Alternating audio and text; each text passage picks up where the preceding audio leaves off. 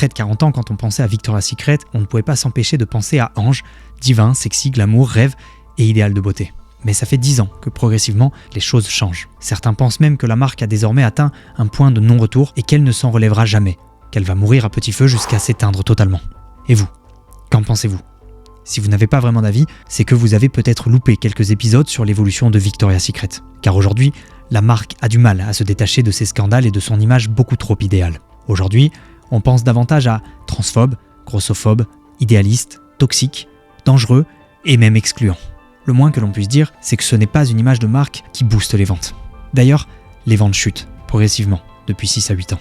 La valeur de l'entreprise a été divisée par 2 en quelques années, des magasins ferment, le défilé le plus iconique du monde de la mode a été supprimé à partir de 2019 et certains mannequins considèrent même que la famille des anges fonctionne de manière sectaire.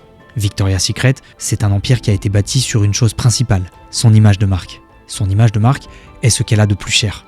Cette entreprise fabrique et vend de la lingerie, oui, mais elle vend avant tout un style de vie, un rêve, une image. Si elle est sur le toit du monde de la lingerie fine, ce n'est pas grâce à ses produits.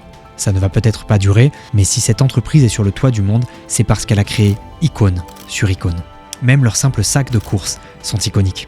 Mais quand une image de marque aussi puissante est entachée et que tout dépend de l'image de marque, ça peut faire mal.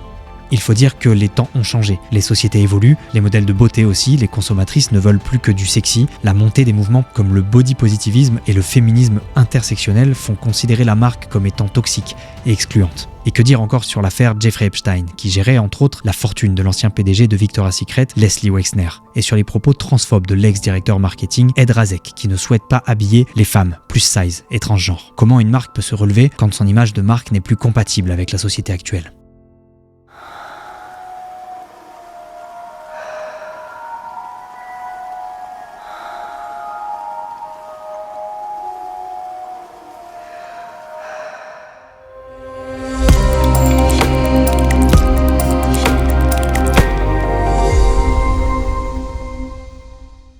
Ce contenu est soutenu et proposé gratuitement par Tizi, un cabinet de conseil et d'expertise en informatique spécialisé en web, mobile et cloud.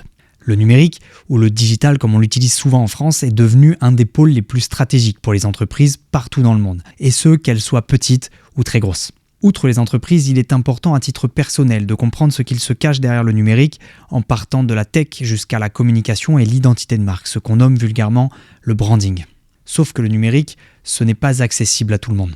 Il peut être difficile de comprendre les enjeux, mais aussi la causalité entre l'évolution technologique et le succès ou les échecs de certains projets, qu'ils soient associatifs, personnels ou entrepreneuriaux. Alors, merci à Tizi de soutenir cette chaîne qui permet de raconter des histoires simples afin de comprendre des sujets complexes dans l'univers de l'informatique, de la tech, du branding et pourquoi pas de l'anthropologie et de la psychologie. Le numérique peut être votre pire ennemi comme votre plus grand allié. Comprenez-le pour comprendre davantage comment le monde fonctionne et si vous préférez lire ou si vous voulez encore plus d'histoires, vous trouverez en description le lien vers la newsletter qui complète cette chaîne. C'est encore une fois totalement gratuit et ça vous permet de prolonger l'expérience en recevant chaque semaine un nouvel épisode dans votre boîte mail.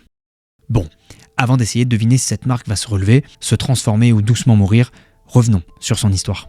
Tout démarre avec un homme, Roy Raymond, un Américain qui souhaite, dans les années 1970, offrir de la lingerie à sa femme. Ils se rendent donc tous les deux dans un grand magasin d'un centre commercial à San Francisco. Mais il faut savoir une chose, dans les années 70 aux États-Unis, la lingerie est moche et pas chère. C'est un accessoire utile, pratique, qui n'est pas fait pour être sexy ou raffiné. Roy Raymond vit une expérience désastreuse dans ce magasin. Rien n'est fait pour mettre à l'aise la clientèle, et surtout pas la clientèle masculine. Il se sent considéré comme un pervers. Lui qui a déjà entendu dire que de l'autre côté de l'Atlantique, en Europe, et particulièrement en France et en Angleterre, la lingerie peut être raffinée et coûteuse, ce qui propose donc une toute autre expérience. En 1977, à Stanford, en Californie, il ouvre alors sa première boutique Victoria's Secret grâce à un emprunt de $40 000 à la banque et $40 000 auprès de ses proches. Son inspiration vient directement de la période victorienne en Angleterre, de la fin du 19e siècle menée par la reine Victoria, époque perçue par les Américains comme celle du raffinement le plus pur, et où les bustiers, corsets et jarretières étaient à la mode. Il bâtit son entreprise sur une icône, il crée avant tout le monde ce qu'on nomme une image de marque. Il définit un branding très clair et parfaitement positionné. Et vous savez quoi ? Ça marche très fort. Dès la première année, la société gagne $500 000 et Roy Raymond en profite pour ouvrir 3 nouvelles boutiques. En 1982, il vend son entreprise pour $1 million à Leslie Wexner, qu'on appelle aussi Les Wexner. Au moment où son entreprise possède 6 entrepôts, un catalogue de 42 pages et affiche un chiffre d'affaires annuel de $6 millions.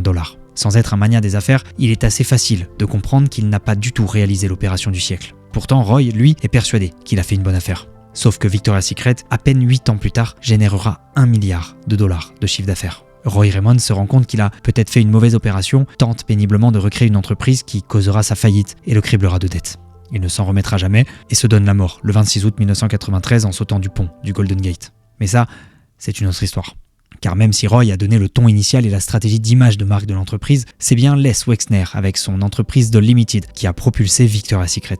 Il a en effet enchaîné les très bonnes décisions stratégiques, a su développer à fond l'idée originale de Roy d'investir dans l'image de marque et de vendre non pas un produit, mais un style de vie avec des produits iconiques. Les magasins, la publicité, les sacs, la manière dont sont présentés les produits, tout est minutieusement pensé pour évoquer le raffiné, le sexy et le haut de gamme. Mais ce qui propulsera Victoria's Secret à l'international et en tant que leader de la lingerie, c'est quelque chose d'étonnant à cette époque. En 1995, le premier Victoria's Secret Fashion Show s'est tenu à New York. Cet événement, revenant chaque année, est l'une des plus grosses réussites marketing de la marque. Il s'agit d'un défilé visant à promouvoir ses créations qui sont alors portées par des modèles célèbres. Connus sous le nom des anges de Victoria's Secret, ces mannequins se démarquent par leur plastique parfaite. Ces défilés ont été depuis largement copiés, mais pas souvent égalés. Le Victoria's Secret Fashion Show est toujours spectaculaire. Les anges de Victoria's Secret sont habillées de magnifiques ailes. Elles défilent dans des tenues ultra glamour et sont accompagnées de jeux de lumière et d'effets spéciaux grandioses. Pour couronner le tout, des stars de la musique complètent cet événement. Cela prend tellement d'ampleur à cette époque que devenir un ange de Victoria's Secret était le rêve ultime de tout mannequin. L'idée de Victoria's Secret est très claire, promouvoir les femmes que toutes les femmes veulent être et que tous les hommes désirent. L'entreprise veut vendre un rêve inaccessible et une beauté irréaliste. Leurs anges en sont la parfaite représentation. Cette identité de marque fonctionne parfaitement, l'entreprise est une véritable machine à cash dans les années 2000 avec un chiffre d'affaires annuel à son apogée de 6,785 milliards de dollars. Mais il y a forcément un revers à cette belle médaille. Le cercle des anges est très fermé, les exigences à l'entrée sont très hautes, les mensurations exigées sont hors du commun. 1m75 minimum, 60 cm de tour de taille, 86 cm de tour de poitrine et 87 cm de tour de hanche. C'est au centimètre près. On leur demande également de maintenir leur indice de masse graisseuse, leur IMG, en dessous des 18%, alors qu'une femme est considérée comme trop maigre si son IMG est en dessous des 25%. C'est irréaliste et pourtant bien réel. Et pour maintenir ces exigences, les anges sont sous contrat exclusif avec l'entreprise. La marque leur impose un régime et un mode de vie pour le moins draconien et problématique. Cela a longtemps été gardé secret pour préserver l'image de la marque, mais depuis quelques années, depuis que l'entreprise est sous le feu des critiques, certains mannequins osent prendre la parole. C'est le cas par exemple d'Adriana Lima, qui a été forcée de se nourrir uniquement de liquide pendant 9 jours, juste après sa grossesse. Avant chaque show, elle devait pratiquer ce qu'on appelle la diète du serpent. Ne rien boire ou rien manger de 12h à 15h avant la performance. Erin Disserton balance elle aussi. C'est une ex-ange qui raconte que la famille des anges fonctionne comme une secte. Elle confie également que pour maigrir, elle est allée jusqu'à s'injecter des hormones dans le ventre. Pour finir par ne pas se faire renouveler son contrat du jour au lendemain sans raison particulière. C'est le problème quand on vend quelque chose d'aussi inaccessible, ça peut finir par s'épuiser. Oui, car la mode change, les habitudes aussi, les sociétés et sa consommation avec. Mais Victoria's Secret n'est qu'au début de ses problèmes, car le pire est à venir. En 2019, un scandale éclate, car un lien est avéré entre Jeffrey Epstein, un financier accusé de trafic sexuel, et Les Wexner. En fait, Jeffrey Epstein gérait la fortune du PDG de Victoria's Secret. Mais ce qui fait encore plus scandale, ce sont les relations étroites entre Les Wexner et Jeffrey Epstein. Epstein aurait utilisé son lien avec Victoria's Secret pour attirer et abuser de jeunes femmes. Le scandale est tel que pour la première fois depuis 1995, le Victoria's Secret Show, ce défilé hors norme, est annulé.